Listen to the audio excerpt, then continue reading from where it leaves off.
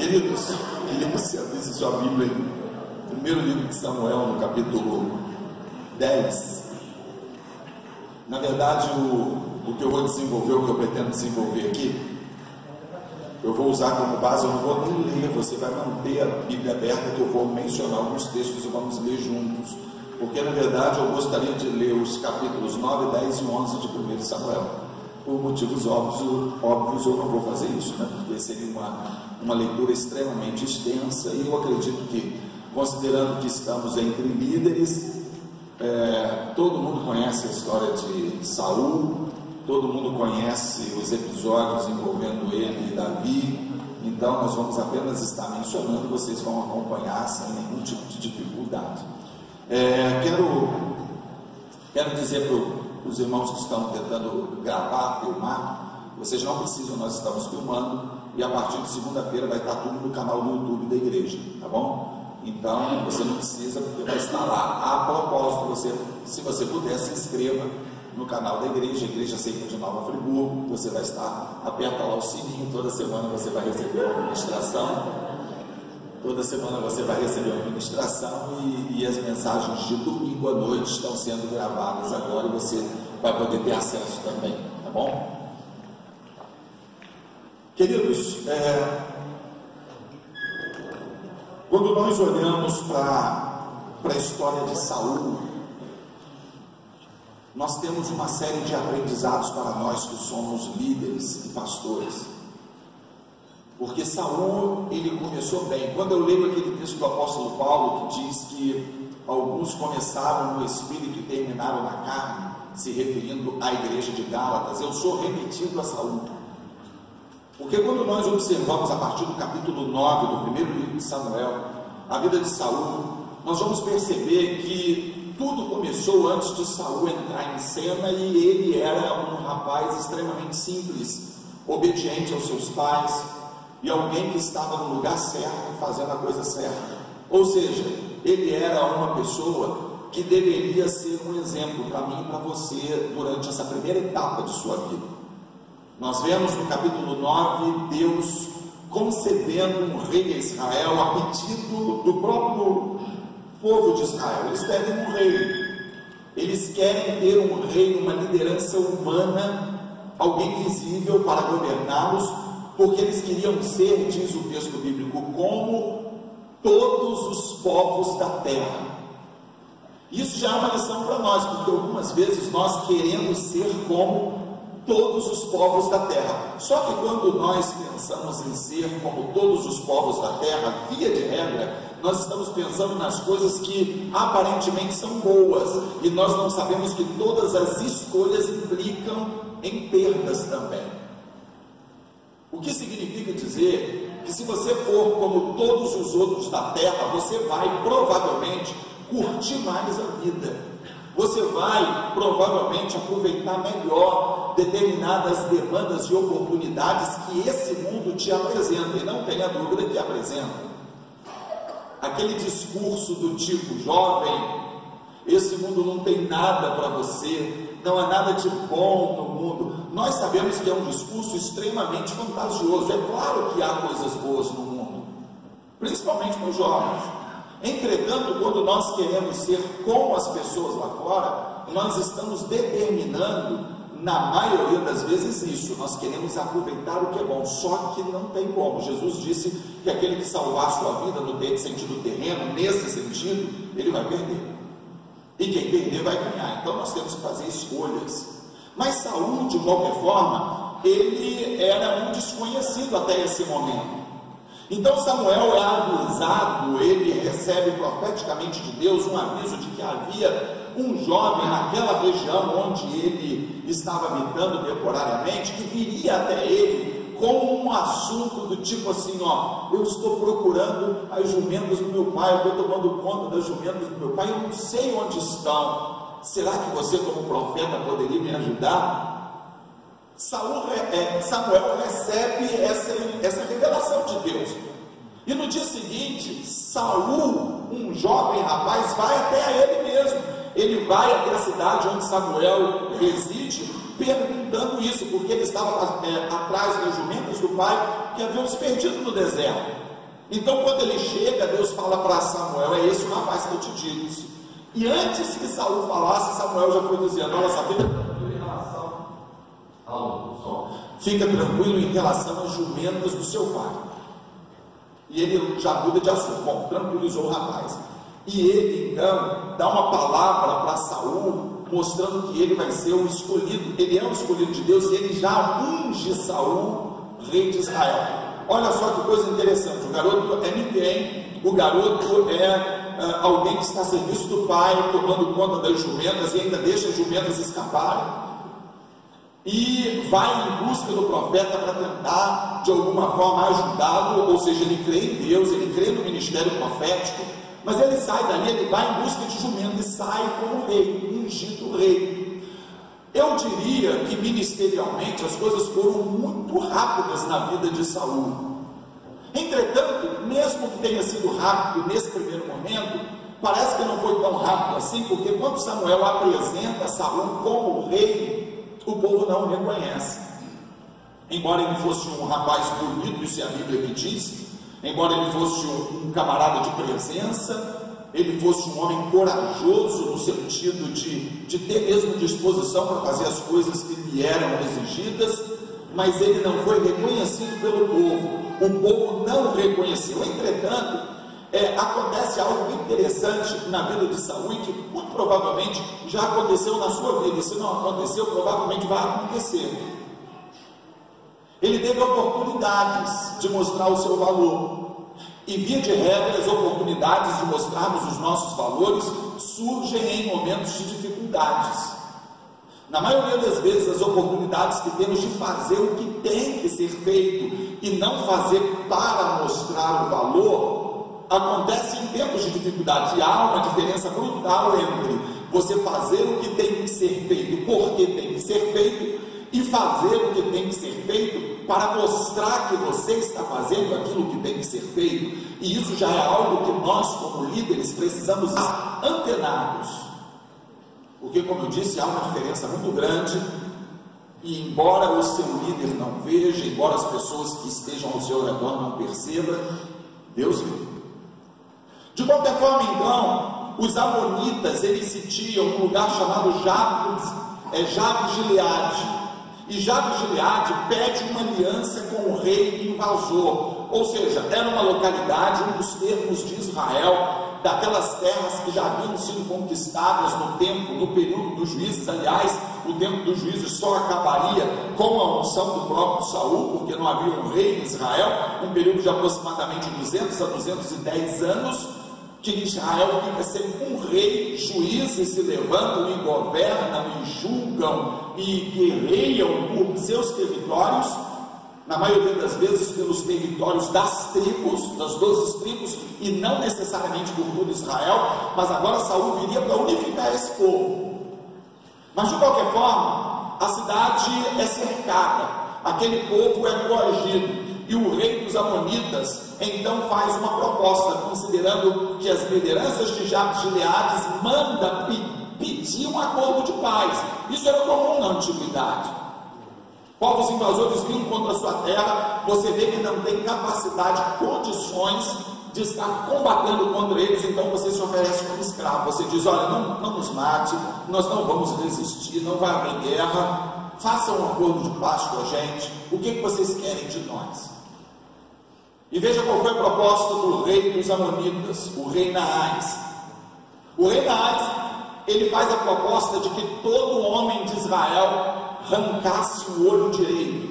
Todos eles seriam escravos, todos eles estariam se entregando e tirariam o olho direito, arrancariam o olho direito. Você lembra da história que Jesus contou, a parábola, que aquele que quiser entrar no reino dos céus é melhor arrancar a mão direita, é melhor arrancar o olho direito? Pois é, a gente às vezes não entende em função do contexto e das práticas que nós temos nos nossos dias. Não é muito difícil nós entendermos por que ele fala de mão direita e mão esquerda, porque a não ser as exceções dos canhotos, todos nós sabemos que a mão direita é a melhor. Mas por que o olho direito? Qual é a diferença entre o olho direito e o esquerdo? Na minha opinião, nenhuma. Tanto faz o direito como o esquerdo, tem o mesmo valor, mas Jesus disse que o direito é melhor. E por quê? porque no contexto era sempre um contexto de guerra, e quando você perde a visão do olho direito, você perde o ângulo de ataque. Quando você vai atirar uma flecha, por exemplo, você mira com o olho direito, a não ser que você seja canhoto. Quando você desembanha uma espada e vai para a guerra, você se posiciona com o olho direito na frente. Então um homem sem o olho direito era um homem indefeso. Um homem sem o olho direito, ele estaria condenado a ficar como escravo, ou seja, eles se entregariam como escravos e não teria poder de reação. Aliás, esse tipo de prática é muito normal no Antigo Testamento. Você já deve ter lido sobre uma proposta de paz em que o rei pede o polegar das pessoas, o polegar dos pés e das mãos. Quem é que lembra desse texto? Por quê? Porque sem o polegar da mão você não tem como segurar a espada. Você perde o poder de ação, de reação.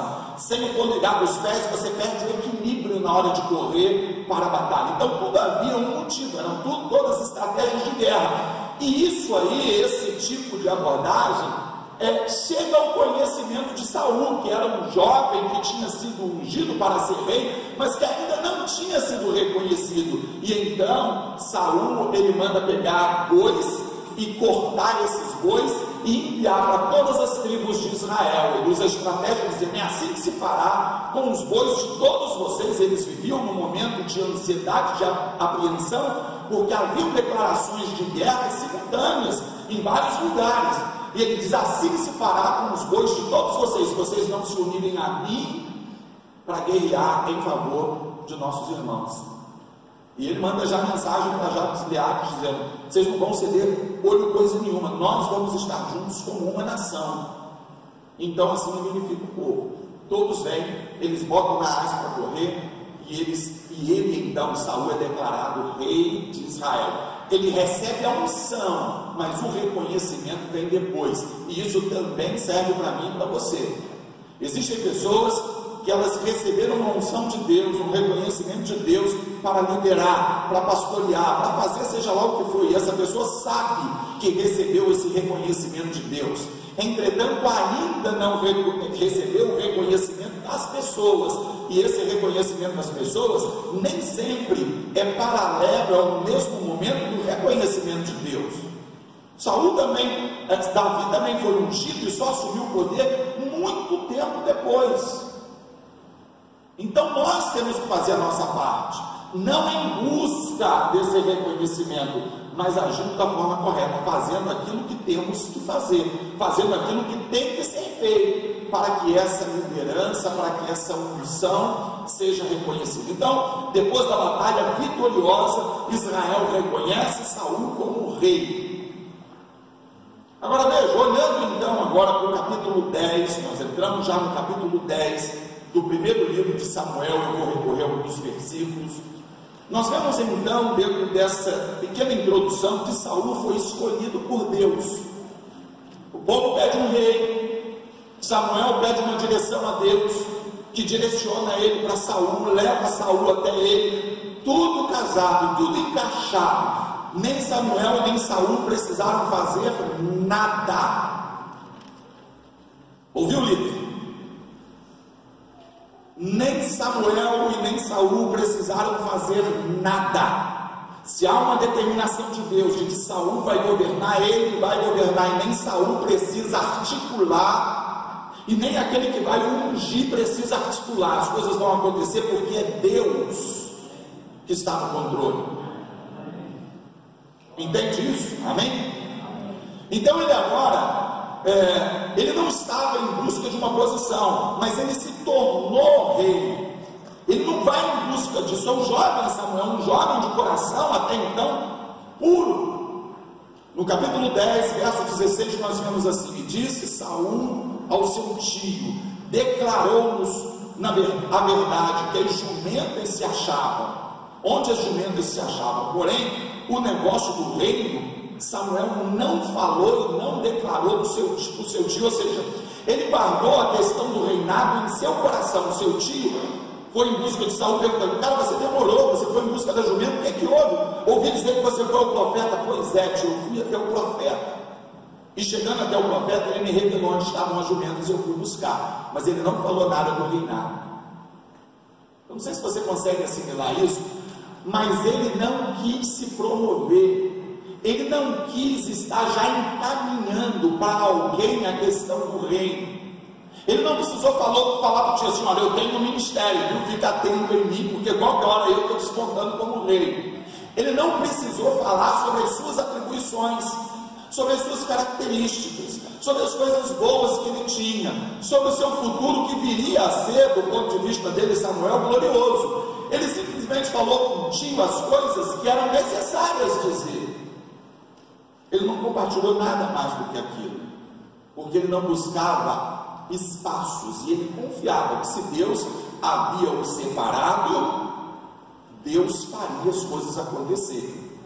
No capítulo 10, verso 22, na parte B do verso 22, nós lemos assim, no finalzinho: eis que ele se escondeu entre as bagagens. Eles estavam buscando Saul para o ordenar rei, mas ele se escondeu entre as bagagens do povo, porque ele não se achava capaz. Ele já tinha sido ungido, escolhido por Deus, mas ele temeu a responsabilidade por se achar incapaz.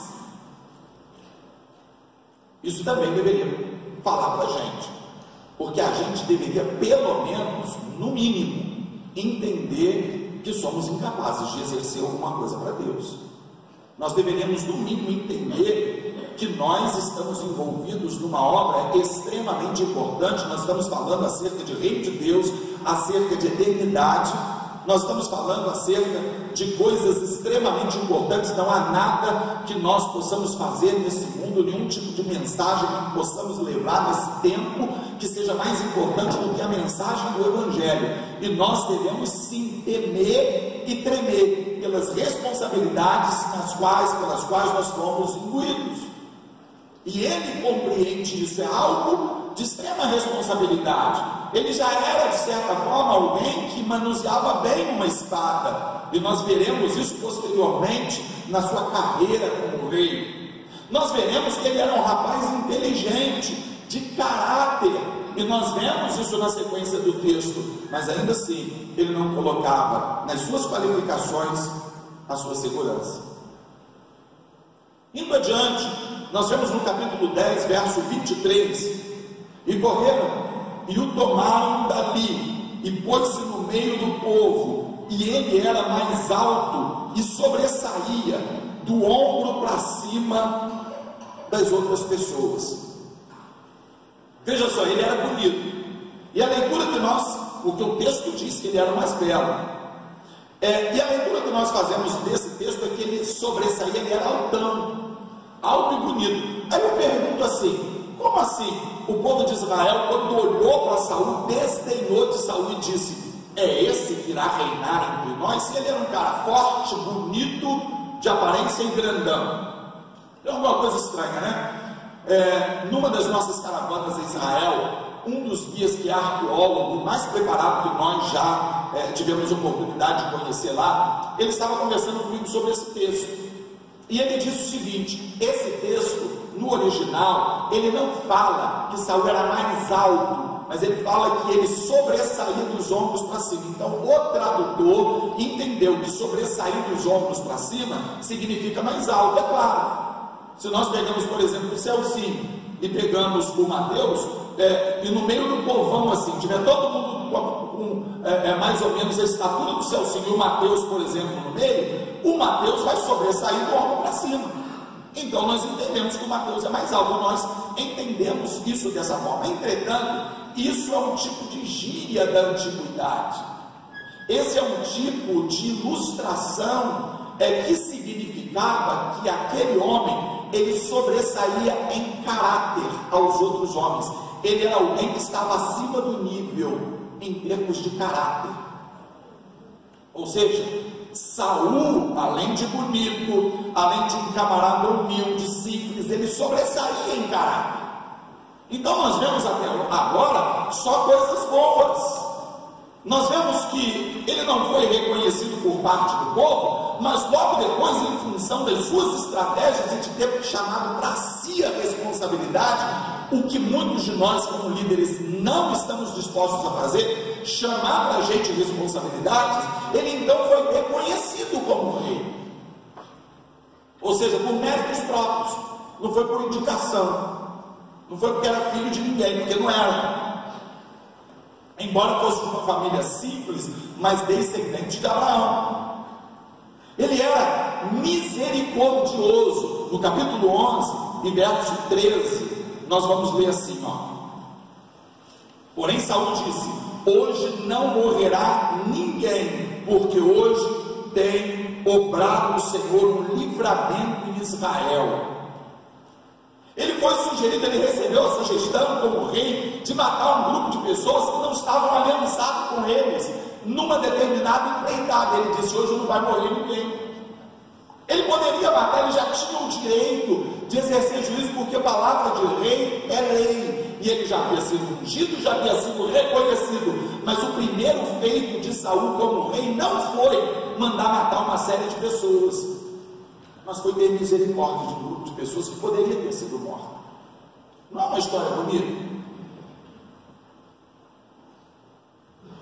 Por seus méritos ele foi reconhecido pelo povo. Não é uma história bonita?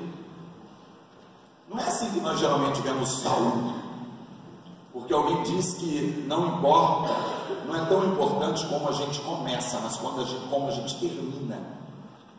Não é o início da caminhada, mas o fim da caminhada. Porque Saul foi esse cara, um cara simples de coração, camarada temente a Deus, como muitos de nós somos ou fomos no início da nossa caminhada. Porém, o coração de Saul se corrompeu.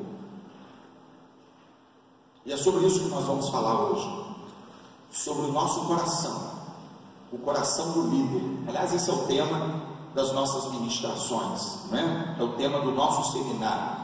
Eu queria então que nesse momento você esquecesse tudo o que você ouviu falar sobre Saul e olhasse para Saul dessa forma. E eu queria que você prestasse atenção nisso. Saul foi uma das maiores figuras da história da humanidade. É exagero isso? Ele era um rapaz do campo, ele tinha boa aparência e era de moral elevadíssima. Ele procedia de uma família boa, era descendente de Abraão, de Isaac, de Jacó. Havia uma promessa sobre ele. Saul unificou um reino. Na verdade, o reino de Israel foi profetizado para Abraão, foi batalhado por Moisés, foi de certa forma conquistado por Josué, mas foi unificado, feito um povo por Saul. Ele conseguiu unificar 12 famílias, 12 tribos em uma. Era uma promessa de Deus, sim, mas quem fez isso foi Saul. É um homem histórico, não há como descrever a história de Israel sem passar por Saul, até porque ele foi o primeiro rei. Como que nós descreveríamos ou falaríamos sobre a história de Israel sem passar por Saul? Então ele unificou e fundou um reino. Do nada ele fez surgir um exército. Havia um grupo, bandos de pessoas espalhados por toda a terra de Israel, mas que não tinham uma visão de conquista, uma unidade. Ele formou um exército desse povo. Ele venceu batalhas pelo poder de Deus. Ele foi profeta, ele foi escolhido e ungido por Deus. Mas, ouça, ele também arremessou lanças contra amigos seus. Ele odiou os homens. Ele fez planos para matar. Ele profetizou nu. Ele matou os sacerdotes. E até consultou uma pitonisa, uma feiticeira. Onde ele se perdeu? Qual foi o momento do seu ministério que ele permitiu o seu coração ser contaminado? Qual foi o momento do seu ministério que ele errou o alvo? Porque analisando essas questões na vida de Saul, nós podemos olhar para dentro de nós e podemos fazer uma avaliação honesta, sincera da nossa vida em relação ao ministério. Sabe por quê, queridos? Porque enquanto é um garoto do campo, enquanto nós somos um menino do campo, enquanto nós somos os anônimos, não é muito difícil ser humilde. O problema é nós nos mantermos na humildade, na simplicidade, depois do reconhecimento. E foi isso que aconteceu comigo.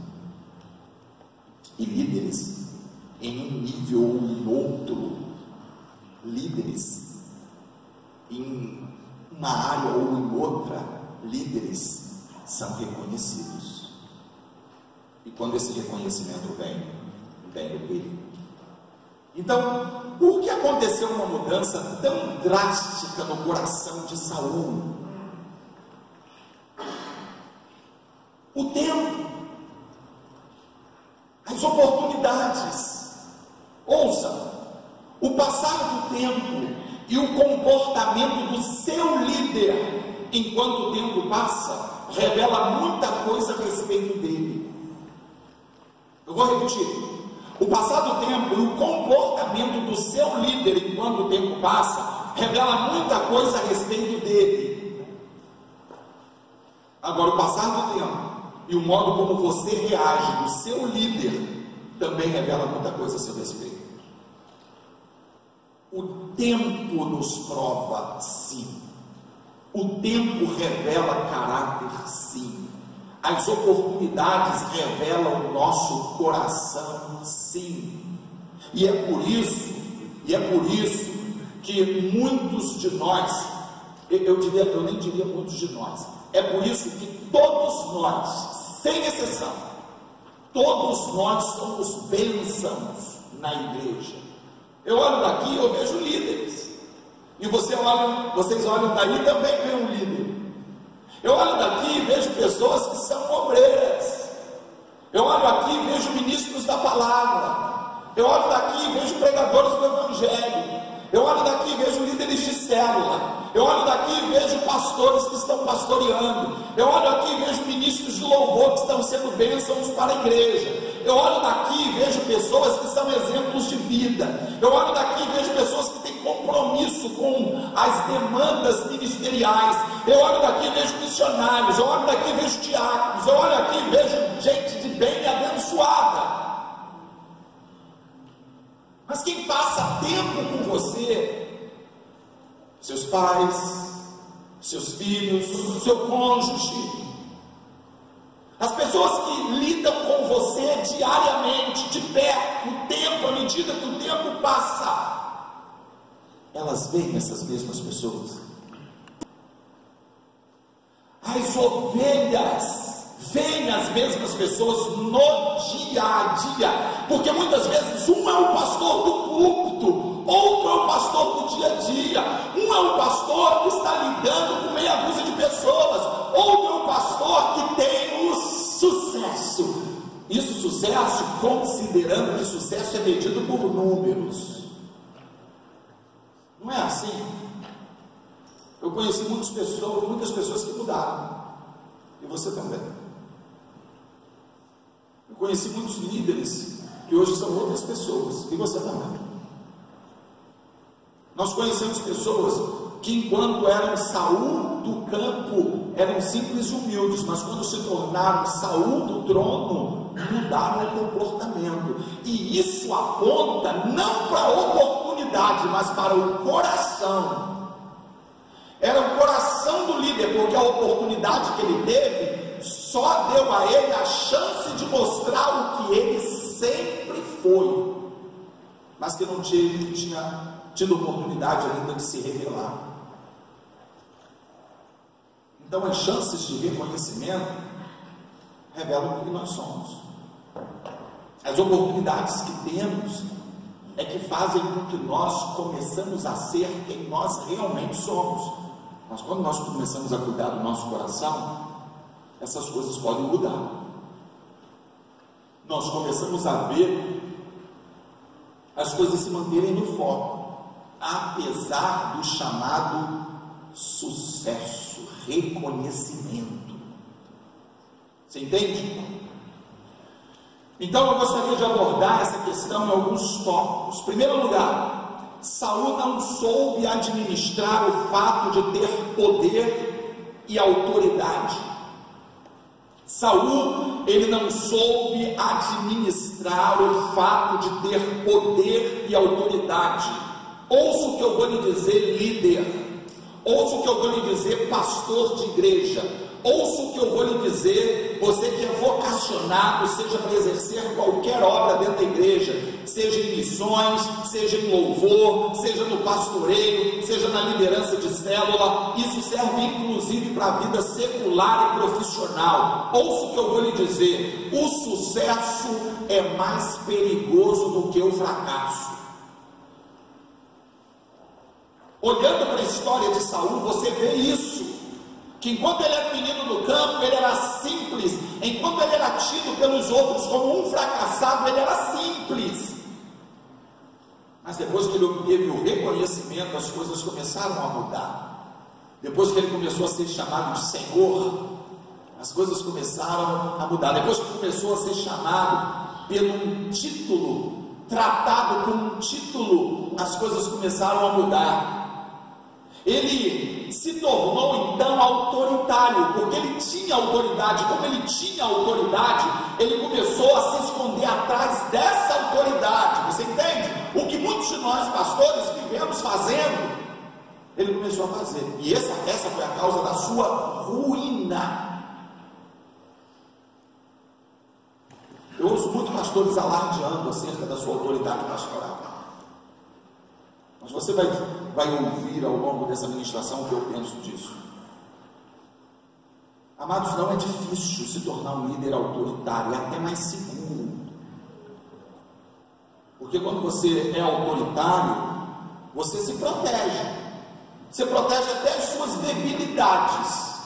Quando alguém vai te censurar de alguma forma, vai te questionar por algo que discordou, você coloca a sua autoridade na frente. E pronto, acabou a conversa. Querido, eu sou um ungido de Deus, não fale assim comigo. E quem estiver perto vai temer. Isso já vai ser um exemplo para novos rebeldes.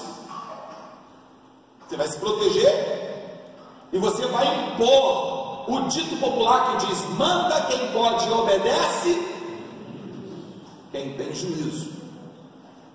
E essa é uma forma, inclusive, muito eficaz de liderar, antibíblica. Mas quando o líder chega a esse ponto, ele não está mais muito preocupado com se é bíblico ou antibíblico. Então nós precisamos decidir que tipo de líder nós vamos ser ou queremos ser. E é bom que a gente decida enquanto a gente é menino do campo, para que a gente jamais perca o coração de menino do campo. Você entende? Há jovens aqui que ministerialmente eles alcançarão patamares que nós não alcançamos e provavelmente não alcançaremos. Então guarda esse coração de menino no campo, de menino que vai procurar jumentas, de menino que se disponibiliza para ir procurar algo que nem dele era do pai. Tudo bem que era dele por herança, mas menino que se propõe, se predispõe a serviços e trabalhos simples. Ouça, porque eu vejo hoje, talvez você líder veja também, eu vejo hoje líderes negarem bênção para ovelhas que saem de seu aprisco, amaldiçoam quem não lhes obedece e chamam de rebelde aos que não lhes seguem cegamente. Eu tenho visto isso. Essa semana, alguém veio até a mim falando sobre isso. Não quero vir para cá, mas o meu pastor não me abençoou. Como se o pastor tivesse autoridade para isso. Porque, biblicamente, quem determina a bênção ou a maldição sobre as nossas vidas somos nós mesmos. Eis que coloco diante de ti a bênção e a maldição. Escolha, pois, a bênção para que você viva. Isso não sou eu que estou dizendo, é a Bíblia que diz. Ela não diz: o líder escolhe sobre você a bênção ou a maldição. Não, você é quem determina isso. Mas eu já vi isso acontecer e vejo sempre. É mais fácil dizer você não vai porque eu não te abençoo, do que usar argumentos ou mudar determinadas características que são antibíblicas. Alguns líderes, queridos, talvez alguns que estejam aqui entre nós, pensam serem donos das pessoas. Mas não é, não são. Aliás, a Emily colocou isso: as ovelhas não são suas. Os liderados não são seus. As pessoas não são marionetes. Você está pastoreando um rebanho que não é seu. Não, porque a minha igreja, você não tem igreja, ou pelo menos não deveria ter. Não, porque, não, você não tem nada. Nós somos mordomos. Nós estamos administrando algo que não é nosso. E isso também é a Bíblia que diz. Então nós precisamos ter cuidado para que a gente não venha herdar esse coração de Saul. Líderes autoritários, o que nós mais temos visto, queridos, são líderes autoritários, dominadores e manipuladores. Eu vejo determinados comportamentos de alguns líderes e determinados comportamentos de ovelhas desses líderes que são doentios, eu não tenho uma outra palavra. São comportamentos doentios, comportamento de pessoas que se submetem a determinadas questões por falta de conhecimento bíblico e por comodismo. É bem mais fácil ouvir de alguém o que você vai fazer do que você procurar a direção de Deus para você mesmo, né? Então o comodismo também gera isso. Ou seja, os líderes não são os únicos culpados. As pessoas que se submetem a determinadas questões também são. Então, esses líderes são autoritários e falam dessa forma: eu não te abençoo. Você pode até ir, mas você está em rebelião. Teve família que veio para cá e veio com esse tipo de palavra: ó, tudo que você colocar a mão vai dar errado. Depois, quando vocês se separarem, se divorciarem, não venha atrás de mim, não. Teve um que falou: olha, quando cair numa cama com uma doença, não venha atrás de mim, não, seu rebelde. Onde está a base bíblica para isso? Eu não sei se isso tem base no Alcorão, talvez tenha, eu não conheço. Talvez tenha. Talvez tenha em algum tipo de manual de super-herói secular, eu não sei. Mas na palavra de Deus, não. E então a pergunta é: esse modelo de liderança foi aprendido com quem? Com Saul? Porque com Jesus não foi. Com quem nós aprendemos o modelo de liderança que nós temos praticado? Eu tenho visto que no meio evangélico hoje há uma gama enorme de livros e de bons livros. E há muitos livros sobre liderança. E eu já vi livros sobre a liderança segundo o modelo de Paulo, a liderança conforme a visão de Moisés. Tem a liderança de acordo com o padrão de vários líderes, que são com certeza livros que vão nos ensinar muito, livros que vão nos orientar muito.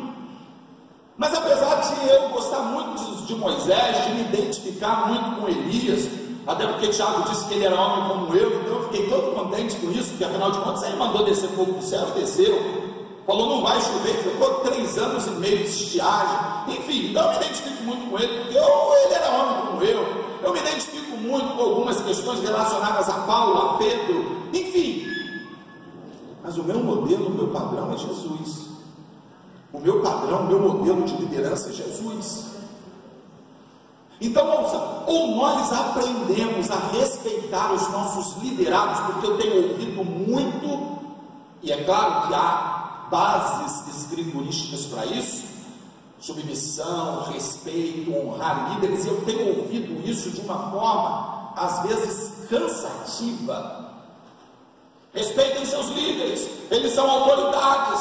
Respeite os seus líderes, eles vão dar conta de vocês. E até se dar conta de vocês, tem um contexto, obviamente, porque ninguém vai responder se você vai para o céu ou para o inferno.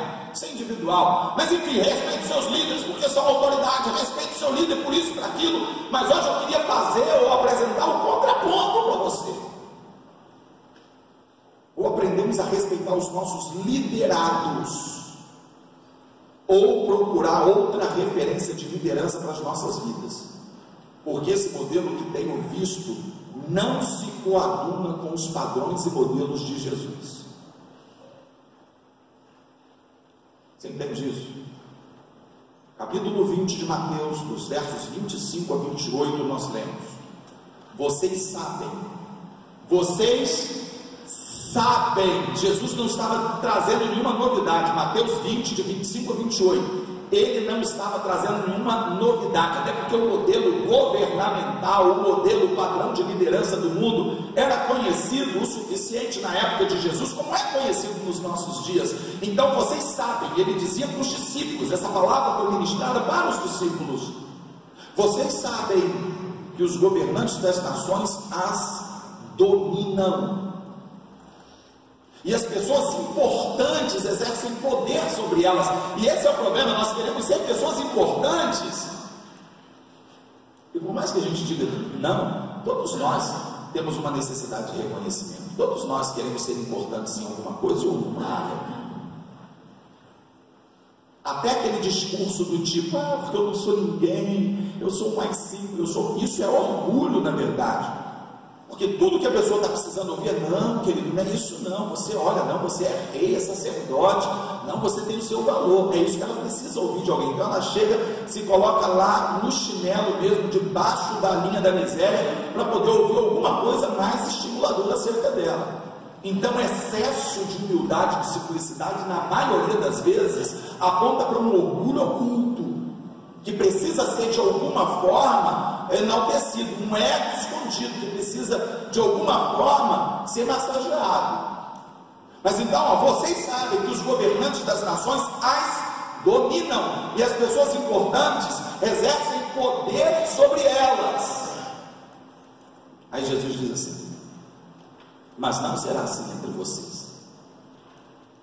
Você entende que o modelo é contrastante, é numa outra direção? Ele diz assim: os governantes, os poderosos mandam, eles determinam e a gente tem que seguir. Eles falam: é assim, a gente vai. Eles apresentam a lista: não pode isso, não pode aquilo, se fizer isso vai para o inferno, vai ser amaldiçoado. Enfim, eles mandam, eles exercem autoridade. Mas entre vocês não vai ser assim.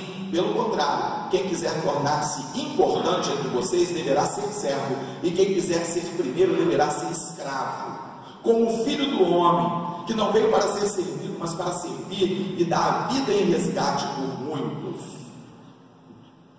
Os príncipes desse século, os governantes dominam, e as pessoas importantes exercem juízo e autoridade.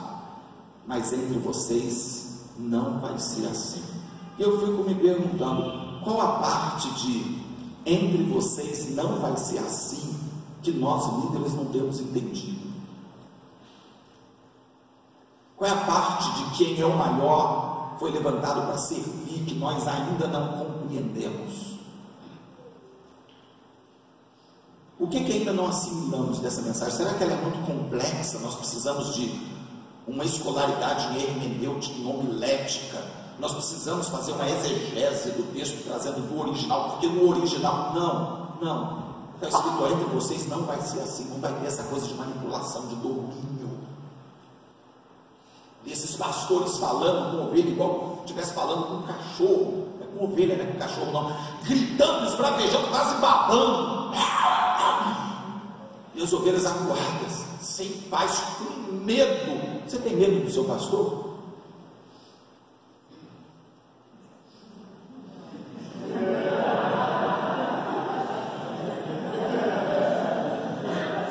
Tem só ovelha minha aqui, não sei porque você pastor está rindo aí. Teve uma irmã que chegou aqui na igreja, eu vou falar porque ela balançou a cabeça assim. Não vou falar quem é não, mas só viu o turbante agora balançando assim. Teve uma irmã que chegou aqui, aí pronto, começou a se membrou aqui junto com a família e tudo mais, beleza. Aí um belo dia, a gente ainda não tinha assim muita proximidade, ainda não se conhecia muito bem, e as igrejas, quando maiores são, é mais difícil essa questão de uma proximidade maior, né? Aí eu falei assim com ela, não lembro nem se foi, mandei mensagem, eu estava passando, mas eu falei assim, eu preciso, quando tiver um tempinho, passa lá na minha sala que eu preciso falar com você. Ah, tá. Ela falou depois que botou a família em jejum e oração, porque o pastor chamou ela no gabinete. Eu fiquei pensando, meu Deus, que tipo de liderança doente essa pessoa tinha. Que visão deturpada, deformada de pastor é essa? Mas foi a visão que foi passada para ela. Ela ficou até decepcionada quando chegou na sala, não tinha problema nenhum. Ela saiu até meio triste. É só isso, só foi só. É porque eu sabia que ela gostava muito de ler. Eu ganhei 2 livros iguais e dei para ela. Porque eu ganhei 2 livros, está vendo? Eu ganhei 2 iguais. Aí toma um para você. Só aí ela ficou decepcionada. Ficou decepcionada, irmão? Ficou decepcionada. Acho que ela chegou em casa triste. Pô, nem ganhou aperto. Pastor nem me esculachou. Não apontou nenhum problema. Você entende? As pessoas estão com medo de serem pastoreadas. As pessoas estão com medo de líderes. Porque os líderes às vezes se colocam numa posição que é na verdade contrastante com a posição, pelo menos que Jesus colocou para ser líder. E essa leitura acaba sendo copiada pelas outras pessoas que começam a exercer liderança. E então o título sempre vai na frente. Então a autoridade ou o autoritarismo, eu deveria dizer, acaba sobressaindo, quando na verdade nós deveríamos liderar por reconhecimento. As pessoas devem nos seguir porque querem nos seguir. As pessoas têm que estar aliançadas com a gente porque desejam estar aliançadas com a gente, e não pela força de um estatuto, não pela força de uma palavra de maldição, medo. Não. As pessoas precisam querer, pastor, líder, caminhar com você, porque se sentem seguras junto com você, se sentem protegidas junto com você. Ou você honestamente achou que Deus te levantou como líder para ser servido, para sobressair a todo mundo e mandar? Teve uma ocasião que eu cheguei aqui na igreja, estava calor, e eu cheguei, eu não sei se o Celso foi lá embaixo primeiro resolver alguma coisa, mas não tinha ainda de ar, não estava meio calor, e eu cheguei e comecei a ligar os aparelhos de ar-condicionado, liguei tudo. Aí uma irmã lá de trás me chamou assim. Aí eu fui lá, falei, mano, é o senhor que liga o ar-condicionado? Claro, como estava desligado, não sou eu, tem o Celso geralmente liga, né? Mas ele deve estar lá para baixo, ocupado, tudo mais. Mas o senhor não tem que ligar ar-condicionado. Se quiser, pode deixar isso comigo. Falei, a senhora sabe manusear ar-condicionado? Não, não sei não, mas mandar eu sei. Desse jeito, não sei não. Algumas pessoas aí, porque mandar eu sei. Ou seja, eu não sei mandar, ela sabe, né? Mas tudo bem.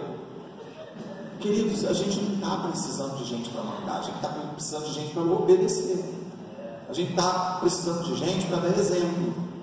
A gente está precisando de gente para seguir, não porque ela está dizendo me siga, mas porque ela tem exemplo que a gente quer copiar. A gente quer ser igual. E esse foi o modelo de Jesus. Ou você acha que quando Jesus pregava com autoridade, é porque ele gritava? Porque algumas pessoas acham que autoridade é esbravejar. Porque é isso que te digo. E amor é de autoridade. Não. A autoridade de Jesus consistia no fato de que ele vivia o que ele pregava. Então ele falava com autoridade. Ninguém sabia como chegar e contestá-lo. Porque não havia argumento. Ele tinha autoridade. A mensagem dos escribas e fariseus era muito semelhante à mensagem de Jesus, com a diferença que Jesus fazia primeiro. Você lembra da palavra de Lucas, no início de Atos dos Apóstolos? Ele começa o livro dizendo, eu escrevi o primeiro tratado, escrevendo acerca das coisas que Jesus fez e ensinou. Ele primeiro fez, para depois ensinar. Pedro tinha essa mesma visão de Lucas. Ele, quando foi levado na frente do Sinédrio, foi proibido de pregar o Evangelho. Ele disse assim, eu não posso deixar de falar das coisas que eu tenho visto e ouvido. A autoridade de Jesus estava nisso, que ele primeiro fazia para depois ensinar. É ver e ouvir. Mas nós não estamos sendo vistos, nós estamos sendo só ouvidos. Então, como há um déficit desse ver, nós temos que gritar para as pessoas poderem entender. Temos que bater com força para as pessoas compreenderem. Pedro sai de cena, nós temos que preencher essa lacuna de alguma forma. Isso é um erro. E isso é um problema. Então nós temos que decidir, enquanto somos meninos do campo, que tipo de coração nós teremos, porque Deus tem projetos grandes para nós. Para que quando nós estivermos no exercício desses grandes projetos, a gente dá continuidade no tipo de tratamento que dávamos às pessoas, da mesma forma que dávamos quando não éramos nada, porque a bem da verdade, continuamos não sendo nada. Ou nós julgamos ser alguma coisa porque estamos em posição de destaque.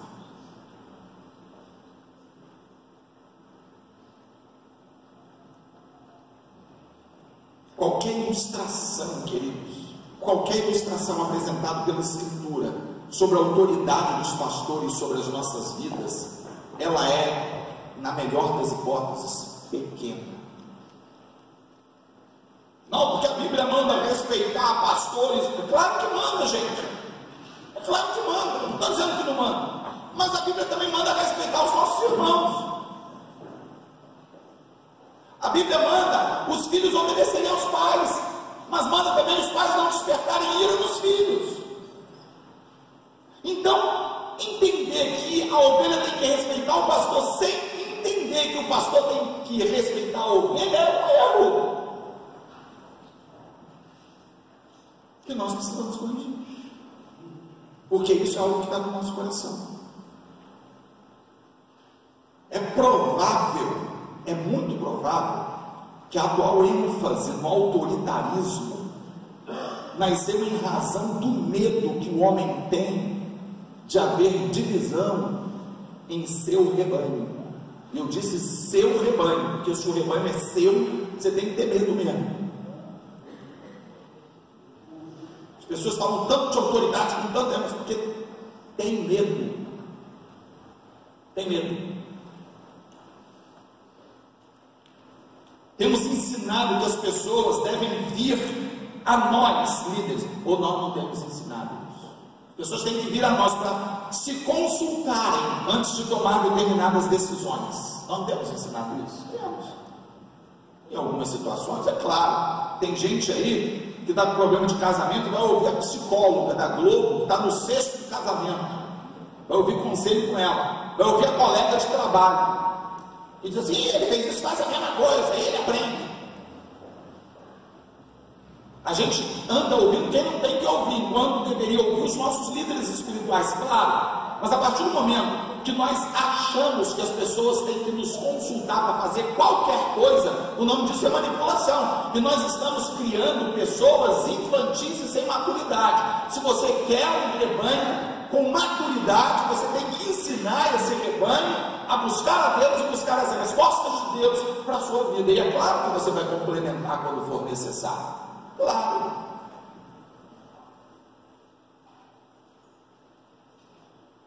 Nós queremos pastorear crentes maduros, então nós precisamos entender que é mais fácil alguém anunciar a vontade de Deus para a nossa vida do que nós mesmos buscarmos, né? E as pessoas têm que aprender a buscar para se tornarem maduras. Então, queridos, o primeiro motivo pelo qual Saul entrou nesse caminho de engano e de destruição, porque nós conhecemos como líderes o final dessa história, ele foi destronado, ele perdeu o seu reino, destronado de sua morte, é verdade, mas ele perdeu o seu reino. Ele poderia ter ido adiante, mas não foi, porque não soube administrar o poder e a autoridade quando recebeu. Então, cuidado com essa sua relação com o poder e a autoridade. Segundo ponto, segundo motivo pelo qual Saul se corrompeu no seu coração deixou de ser puro. O segundo motivo foi porque Saul temeu perder algo que Deus lhe havia dado. Eu acho isso um contraste, um contrassenso. Eu acho essa frase até antagônica.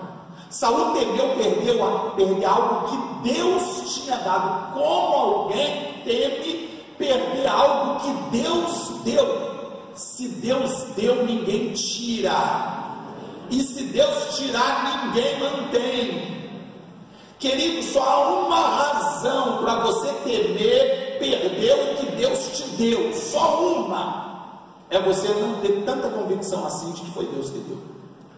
Se foi Deus que deu, não há razão para você temer perder. Você entende isso? Não tem razão. E eu tenho visto muita gente facilitando Deus, tipo assim, não, vou dar uma adiantada aqui Deus, vou dar uma ajudada em Deus.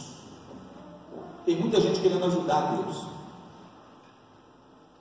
Nós temos que agir como Gideão, dificultar, né? Olha só, molha aqui e tudo lá seco, Deus faz. Não, agora o contrário, Ele quer dificultar, para ter certeza que é mesmo.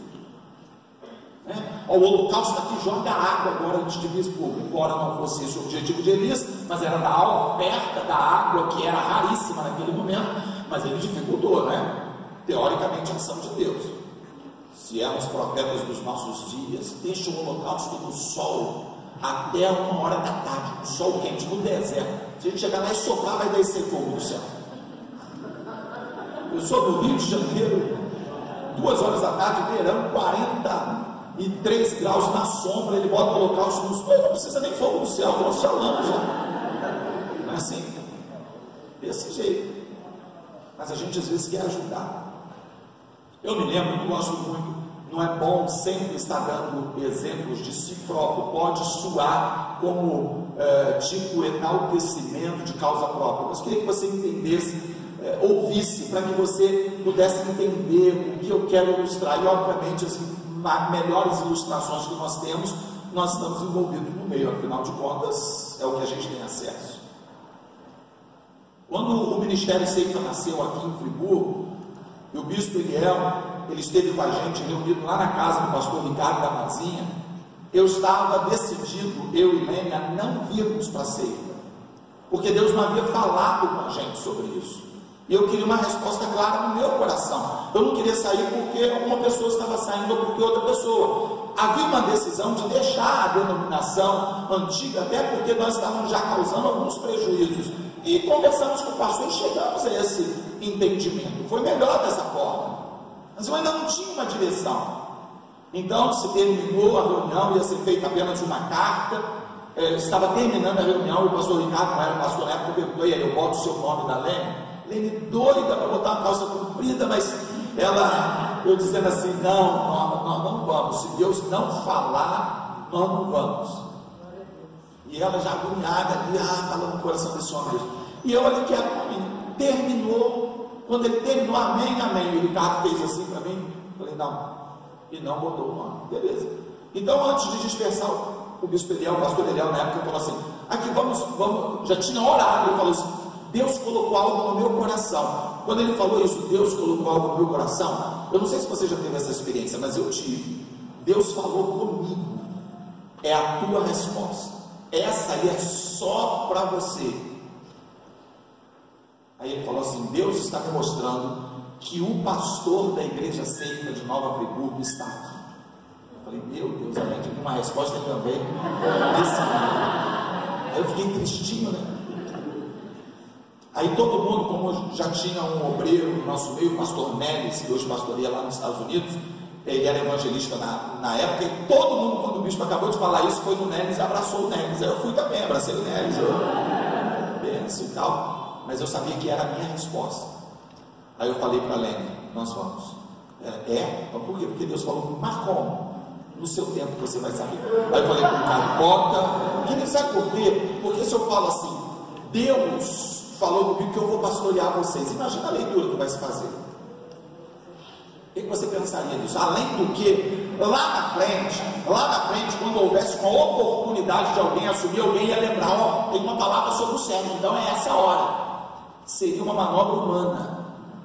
Eu falei: não, ninguém vai saber, ninguém nunca vai saber disso, apenas no momento certo. Nunca conversei isso com ninguém. Um ano depois da igreja fundada, eu ali tranquilo como diário.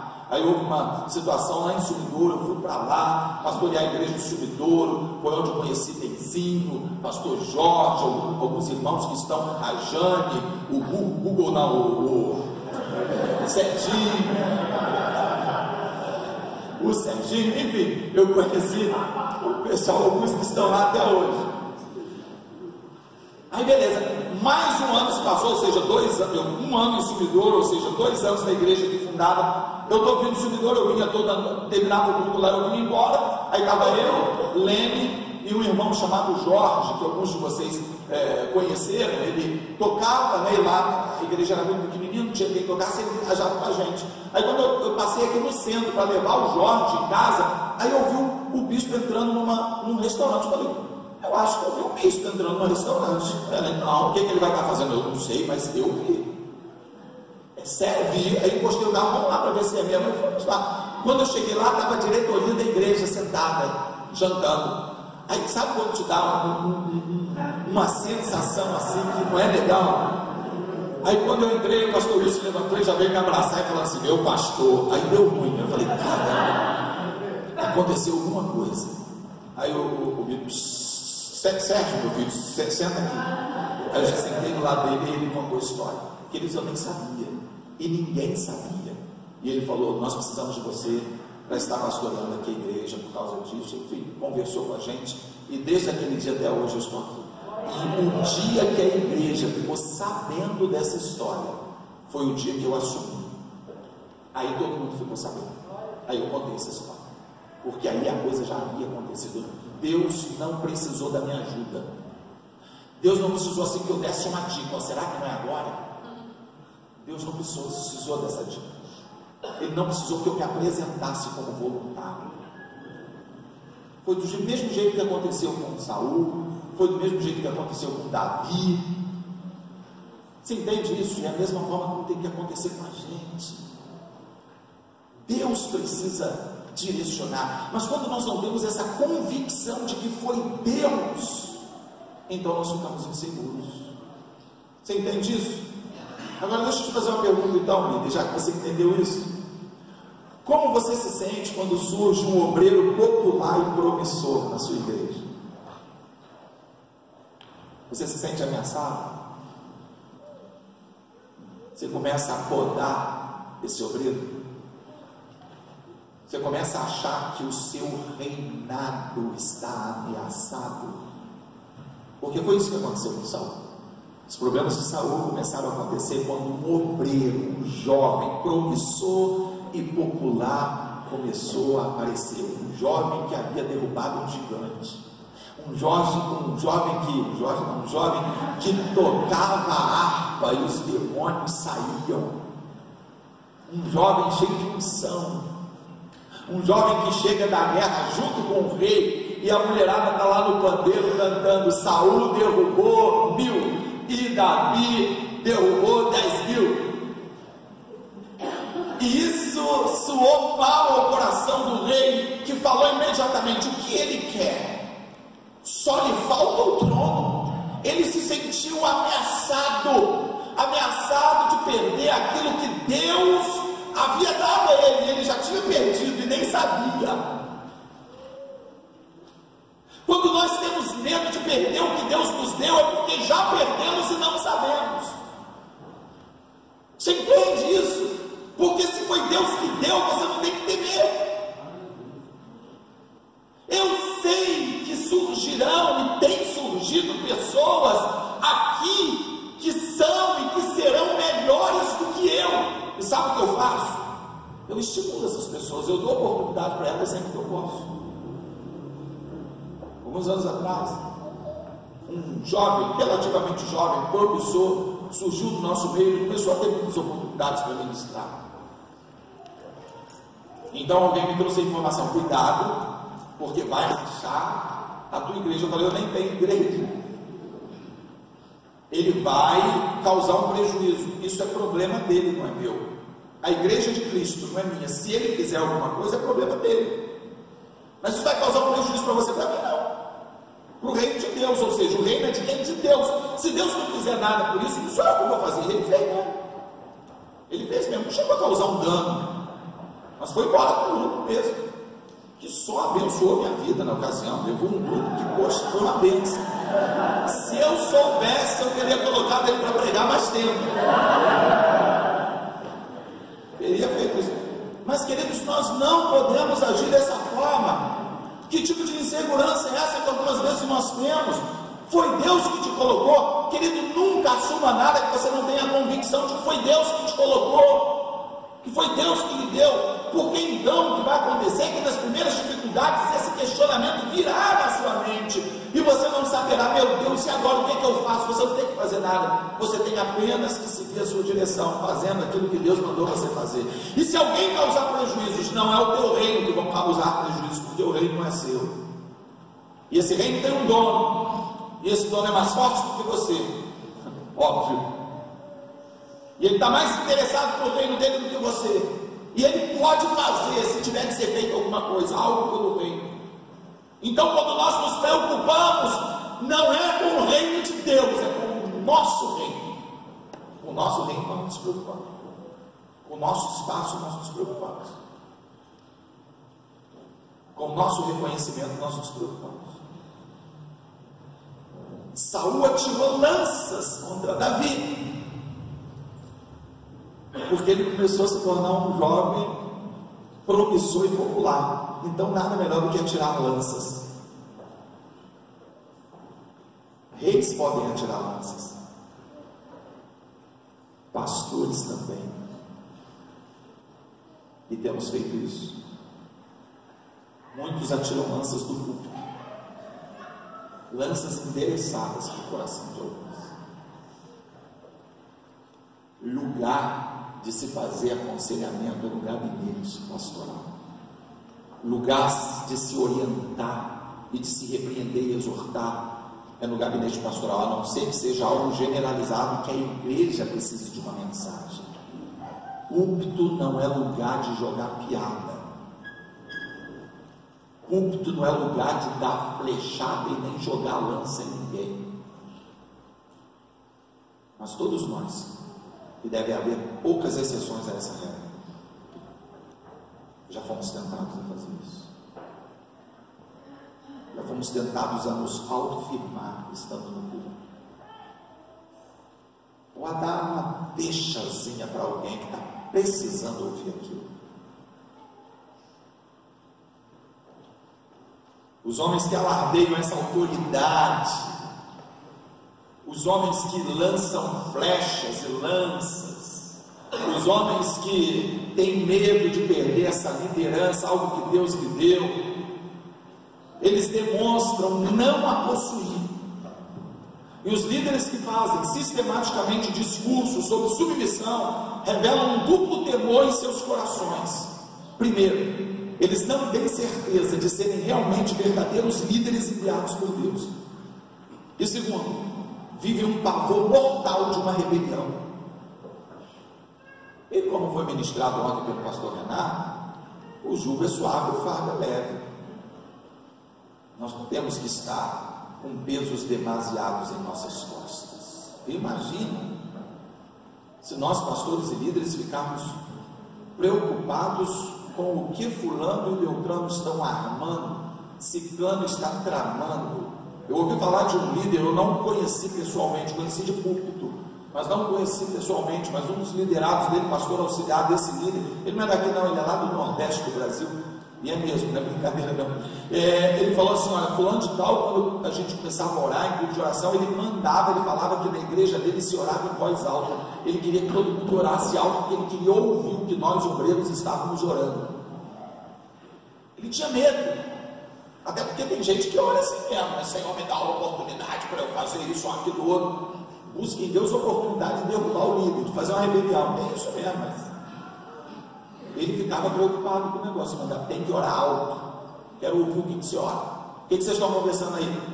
Vocês estão conversando lá, não deve dizer respeito a mim, deixa eles para lá. Se for fofoca, o problema é deles, eu vou entrar na fofoca. Mas líderes que têm esse medo, começam a alardear essa autoridade toda, eles estão com problemas sérios.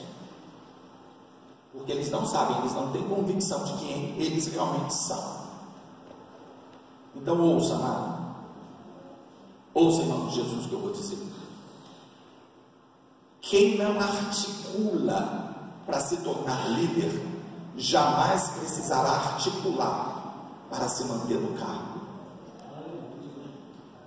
se você não manobrou, se você não articulou, se você não deu os seus jeitinhos, como diz lá no Espiritismo, e a gente usa às vezes no meio evangélico, se você não mexeu os seus pauzinhos. Tem gente que gosta de termo espírita, né? Vamos fazer uma corrente, isso é termo de macumbeiro. Mexer os meus pauzinhos também. Daqui a pouco tem crente fazendo despacho também. Não, já tem, vai na igreja que você vê, já tem. Mas quem não articula para estar na liderança, nunca vai precisar mexer os seus pauzinhos para se manter na função. Agora, se você articulou para estar onde está, abre o teu olho e articula mesmo para se manter, porque o lugar nem é teu. E aliás, se fosse você, eu entregaria antes que Deus começasse a mover céus e terra para te tirar, porque você ainda vai sair desse lugar machucado. Você entende isso?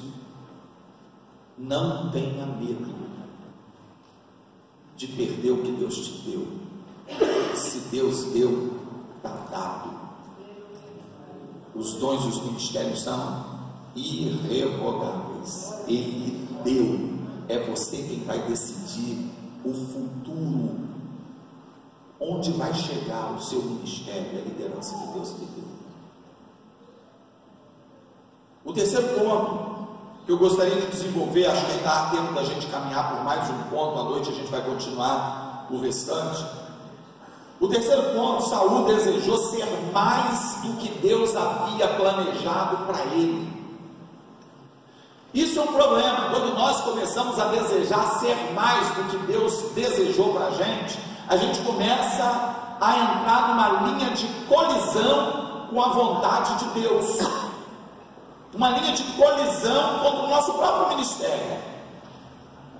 Ele sacrificou o que era a atribuição dos sacerdotes e não dos reis.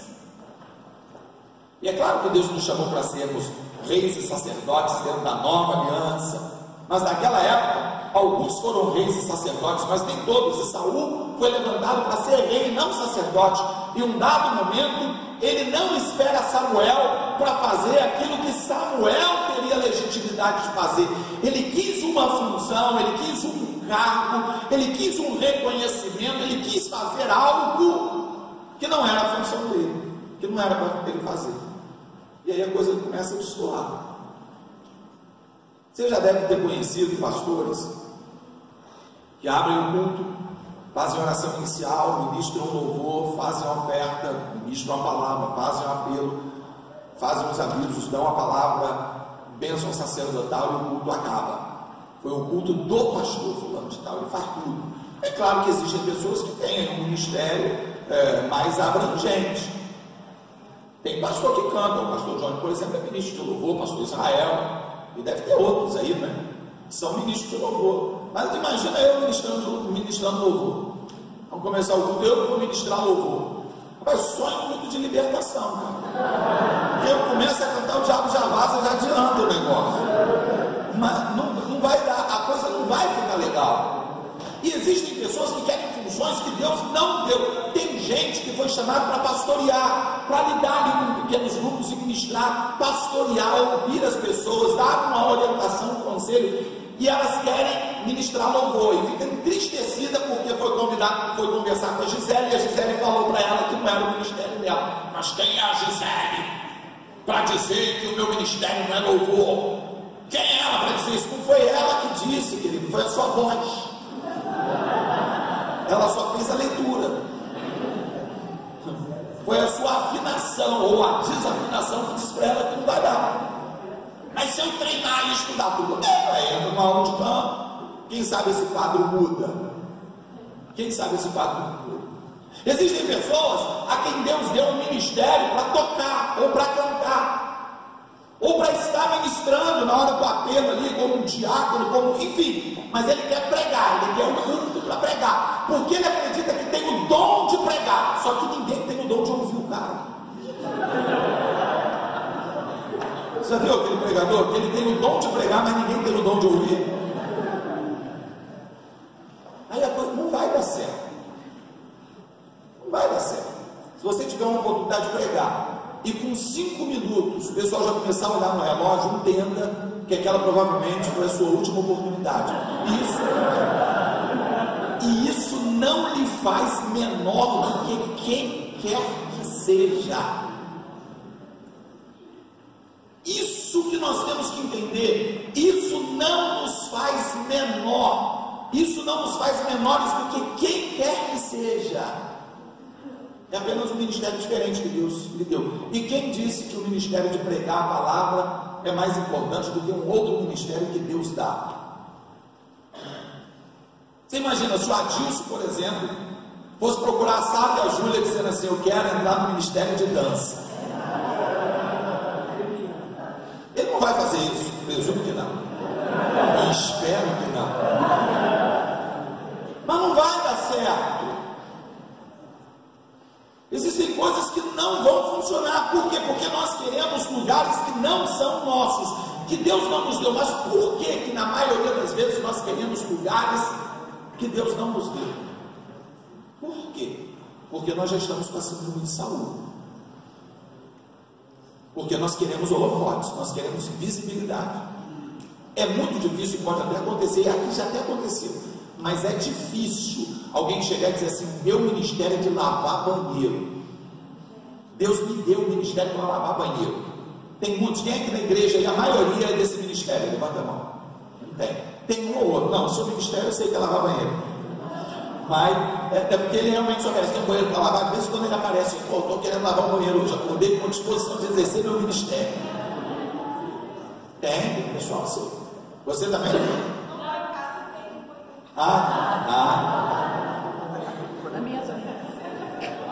Mas são poucos. Mas tem pessoas que têm um ministério de servir mesmo. Não, eu quero fazer alguma coisa, tem uma massa para carregar, tem uma laje para virar. A Kelly, que está lá cozinhando para a gente, ela me pediu para cozinhar. Tem já alguém para cozinhar? Não, ainda vou ver. Deixa eu cozinhar então, pessoal. Ela gosta de estar servindo. Aí a gente vai ficar surpreso, e não tenha dúvida que nós ficaremos surpresos com algumas coisas que nós vamos ver no céu.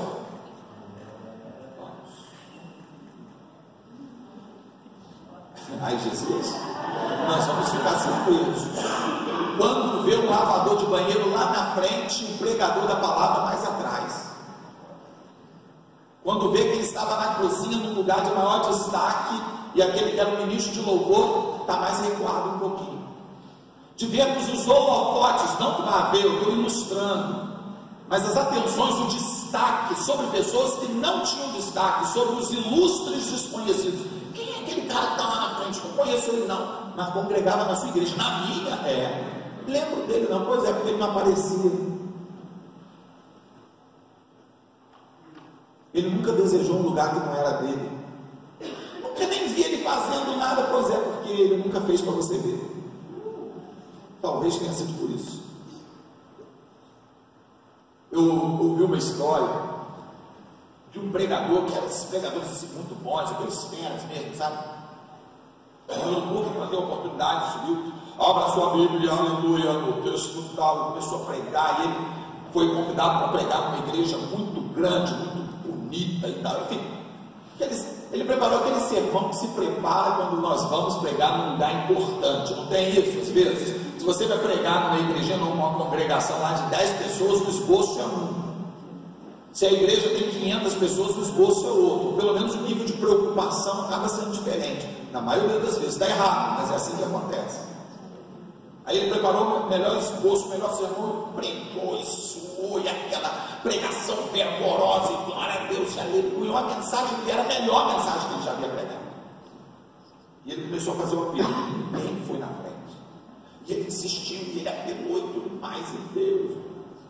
E havia uma senhorinha assim, chorando muito, e orando assim no meio da congregação, e ele insistiu e tal, e de repente uma pessoa levantou e foi na frente. Ufa, não vou sair zerado hoje, me salvou.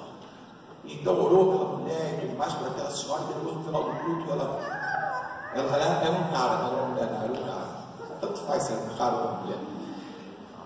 Ele chegou e perguntou para essa pessoa: querido, eu sei que a mensagem que eu ministrei essa noite foi assim, poderosa. foi muito boa, que tocou o seu coração, tal, mas até para eu poder aprimorar, se porventura haja alguma área da minha homilética que precisa ser aprimorada, era o cara. Eu queria que você me dissesse qual foi a parte da pregação que mais lhe chamou a atenção e que fez você tomar a decisão de ir à frente. O cara olhou para ele e falou: nenhuma. Aí, não, olha só, você não entendeu a pergunta. Eu entendi a pergunta. Não, eu estou perguntando, você veio à frente, então o que fez você vir à frente? Qual foi a parte da mensagem? Nenhuma. Mas por que você veio à frente? Porque havia uma senhora atrás de mim orando com tanto fervor, e as palavras dela eram tão sinceras, e as lágrimas que ela estava derramando eram tão leais, que eu não resisti ao choro e ao clamor daquela senhora, e eu ouvi.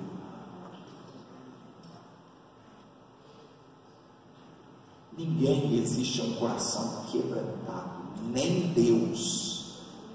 Está escrito que Deus não resiste a um coração quebrantado, nem Deus. Mas nós insistimos em ter coração de pedra, nós insistimos em ter coração de rei, e o desejo de Deus é que continuemos com o coração de menino do campo. O desejo de Deus é que nós não venhamos a contaminar os nossos corações. Esse é o desejo de Deus. O desejo de Deus é que nós continuemos sendo aquele garoto que Ele chamou. Esse é o desejo de Deus. Porque Ele te chamou, porque Ele viu em você um coração bom, mas Ele não sabia que ia se corromper sim. Mas Deus, Ele é fiel, né? E se Ele deixasse de chamar as pessoas porque Ele sabe que essas pessoas podem vir a se corromper ou virão a se corromper, Ele estaria manobrando ou usando a sua presciência para delimitar e dar oportunidades para as pessoas exercerem o ministério. E Ele nos dá essa oportunidade. E é triste, e é preocupante, e é na verdade desesperador que os dons de Deus são irrevogáveis. Isso é preocupante, queridos, porque o mesmo Saul, que fez tantas coisas boas, ele atirou lanças, como eu disse. O mesmo Saul que fez tantas coisas grandiosas, que marcou o seu nome na história dos reis de Israel, ele consultou a vidente. O mesmo Saul que pregava com unção e autoridade estava desviado, contextualizando. Existem muitos pastores pregando no púlpito em pecado. Existem muitos pastores pregando no púlpito que não tem mais unção. Existem muitos pastores no púlpito ministrando, aconselhando acerca de coisas que eles não vivem. Existem muitos pastores vivendo uma farsa. Existem muitos líderes vivendo uma vida dupla. E Deus, o que Ele faz sobre isso? Nada. Nada. Porque Ele deu e Ele não tira. Porque Deus é fiel. E Ele permanecerá fiel. Se nós formos fiéis a Ele, Ele continuará sendo fiel. E se nós formos infiéis, que escreveu Paulo ao seu discípulo Timóteo, Ele continuará sendo fiel. Se nós formos infiéis, você ouviu? Ele continuará sendo fiel, porque Ele não pode negar a si mesmo, e Ele é fiel. Um dos seus atributos é a fidelidade. Então, o fato de você estar pregando e as pessoas continuarem atendendo ao seu apelo, não quer dizer que o seu coração continue em Deus, quer dizer apenas que Deus é fiel. O fato de você estar pastoreando e as coisas estarem funcionando, não quer dizer que o seu ministério está sendo aprovado, quer dizer apenas que Deus continua sendo fiel. O fato de você ministrar e a presença de Deus vir, não significa aprovação ao que você está fazendo, mas significa apenas que Deus é fiel. O fato de alguns líderes e pastores estar orando, demônios manifestando e saindo, e curas estarem acontecendo, não significa que aqueles pastores estão no centro da vontade de Deus. Significa apenas que Deus é fiel, e que não pode negar a si mesmo, porque os dons são irrevogáveis. E então, enquanto nós pastoreamos, e enquanto somos pastoreados, é claro, temos que seguir exemplos dos nossos líderes, quando esses têm para dar. Mas se não tiverem, não se decepcione com Deus. Tem gente se decepcionando com Deus pelo fato de Deus ser fiel, porque Ele é fiel, e Ele vai continuar honrando aquilo que Ele deu, vai continuar funcionando. Depois vai haver uma conversa, depois nós vamos responder por isso, depois nós estaremos diante dele e seremos julgados por isso. Mas Ele deu e Ele vai. Você entende isso? Guarde o seu coração. Diga para o seu vizinho: guarde o seu coração. Diga para ele assim: cara, isso é uma coisa séria. Isso é uma coisa séria, guarde o seu coração. Amém?